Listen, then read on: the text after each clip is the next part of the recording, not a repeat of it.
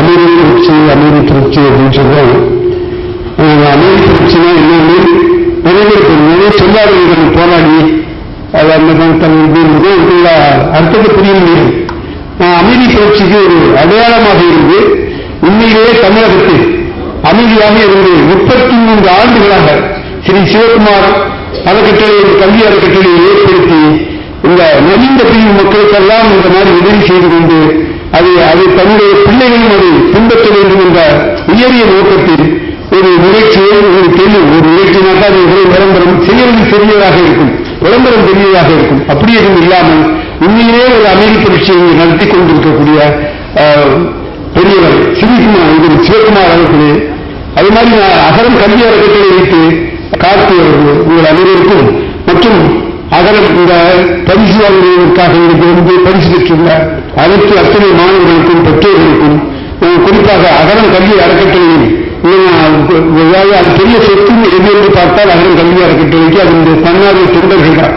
அவர்கள் நிறைய பேர் இருந்து பின்புலமாக இருந்து பணி செய்து கொண்டிருக்கிறார்கள்.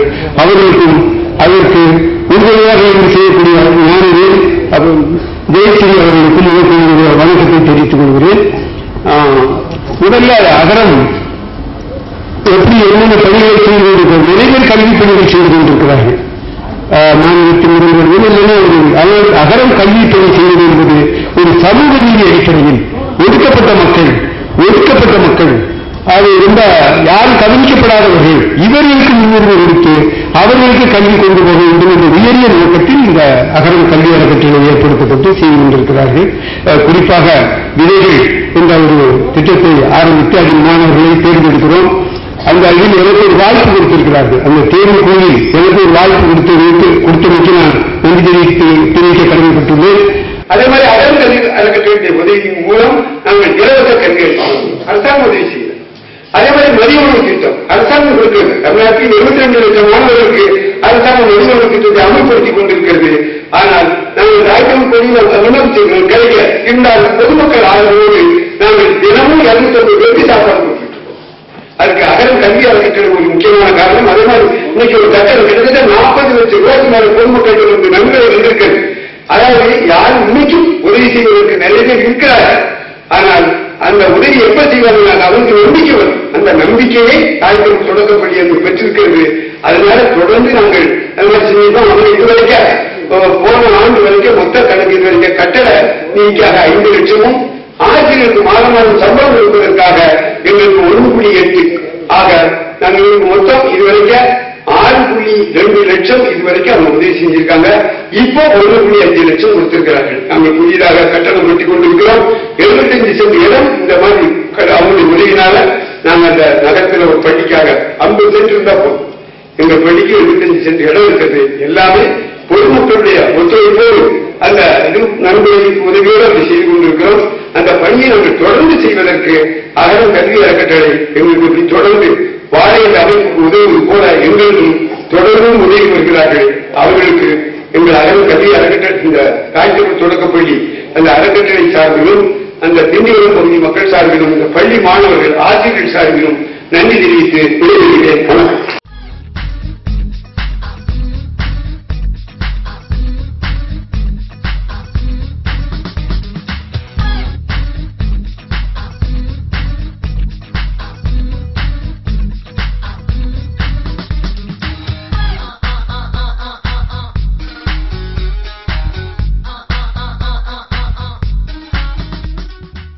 நாங்க ஈழ மக்கள் மத்தியில 15 ஆண்டுகளாக கல்வி பணி செஞ்சுக்கிட்டு இருக்கோம்.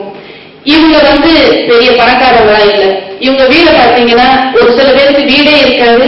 ஒரு சில பேர் சும்மா ஒரு கட்டாயம் போட்டுட்டு இருப்பாங்க. 6 மாசம் வீட்டுல இருப்பாங்க, 6 மாசம் செங்கல் சொல்லிட்டு போவாங்க. செங்கல் சொல்லியில வர வருமானத்தை வச்சுதான் பிள்ளைங்களை படிச்சுட்டு இருக்காங்க. 15 ஆண்டுகளுக்கு முன்பு நீங்க பார்க்கும்போது இந்த ஈழ மக்களுடைய எஜுகேஷன் 13% இருந்துச்சு. இன்று நாங்கள் அவங்க மத்தியில 15 ஆண்டுகளாக பணி செய்து இன்று நாங்கள் புள்ளி வர எடுக்கும்போது 37% அவங்க உயர்ந்திருக்காங்க இன்னைக்கு கல்விக்குள்ள. இது மாதிரி நாங்க நம்ம யூஸ்வலி நம்ம இவங்க ஆக்டர்ஸ் தான் நம்ம பார்த்துட்டு இருப்போம். நான் கூட அப்படிதான் பார்த்துட்டு இருந்தேன். ஆனா எங்களுடைய செய்யற ஒவ்வொரு உதவியை பார்க்கும்போது இவங்க ஒரு ஆக்டர்ஸ் இல்ல, இவங்க இங்க உட்கார்ந்து இருக்க ஒவ்வொருவருக்கும் ஒரு வெளி வெளிச்சம், ஒரு வழிகாட்டிங்கிறத நான் வந்து உணர்ந்து முடிஞ்சிச்சு. தொடர்ந்து இன்னைக்கு வந்து எங்களுடைய சமூகத்துல இன்னைக்கு வந்து 1 லட்சத்துக்கு மேல சம்பளம் வாங்குறாங்கன்னா அவங்க காரணம் இவங்க தான். இன்னைக்கு 2 பிள்ளைங்க வந்திருக்கிறாங்க. அது சார் ஏற்கனவே சொல்லிட்டாங்க அவங்க எப்படிப்பட்ட சமூகத்திலையும் வந்திருக்காங்கன்னு சொல்லிட்டு. இன்னும் வந்து நிறைய பிள்ளைங்களுக்கு எங்களுக்கு உதவி செய்வாங்க. இன்னும் இந்த தாய் தமிழ் தொடக்கப்பள்ளிக்கு உதவி செஞ்சுட்டு இருக்க மாதிரி எங்களுடைய இருளர் மக்களுக்கு உதவி செய்வாங்க என்ற நம்பிக்கை எங்கள்கிட்ட இருக்குது. தொடர்ந்து அவங்களுக்கு நாங்கள் ஒத்துழைப்பு கொடுப்போம், அவங்க எங்களுக்கு ஒத்துழைப்பு கொடுப்பாங்க என்ற இந்த நேரத்தில் உறுதியாக்கிக் கொண்டு எனக்கு வாய்ப்பளித்த அனைத்து நல்ல உள்ளங்களுக்கு நன்றி கூறி விடைபெறுகிறேன். நன்றி, வணக்கம்.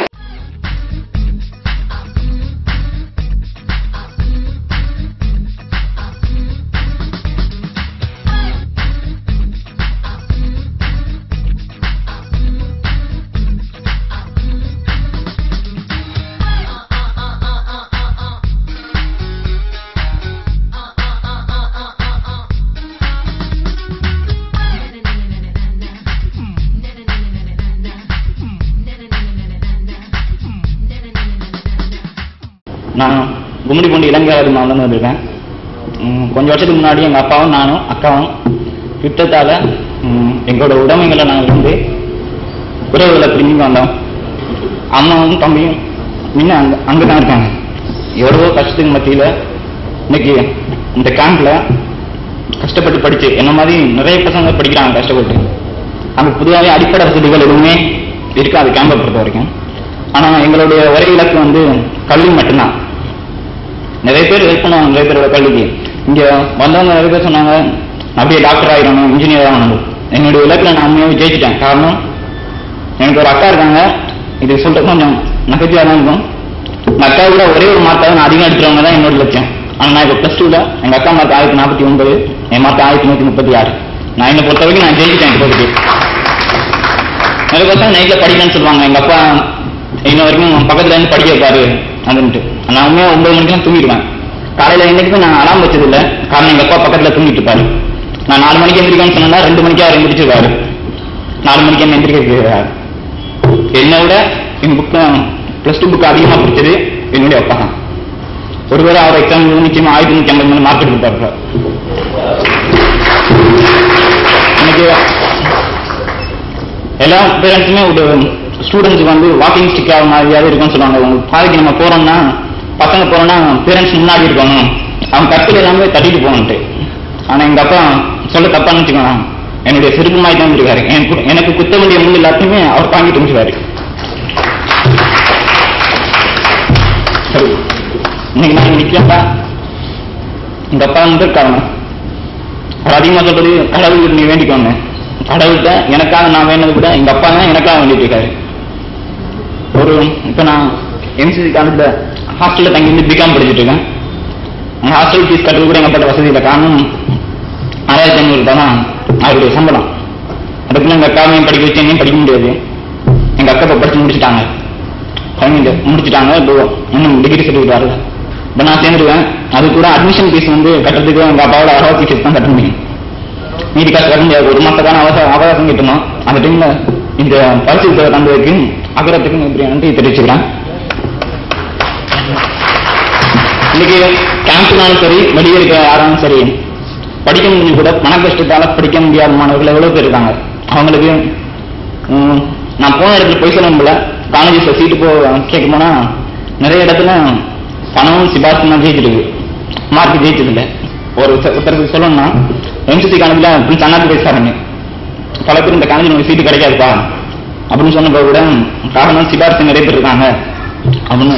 அவர் ஒருத்தர் எங்களை யாருமே தெரியாது, ஸ்ரீலங்கா டிஸ்ட்ரிக்ட் இந்த ஒரே காரணத்துக்காக எவ்வளவு தூரம் எங்க பக்கத்துல இருந்து இன்னைக்கு அவர் சீட்டு வாங்கி கொடுத்துருக்காரு. அதுக்கு நான் நன்றியை தெரிவிச்சிருக்கேன். இந்த இடத்துல அவருக்கு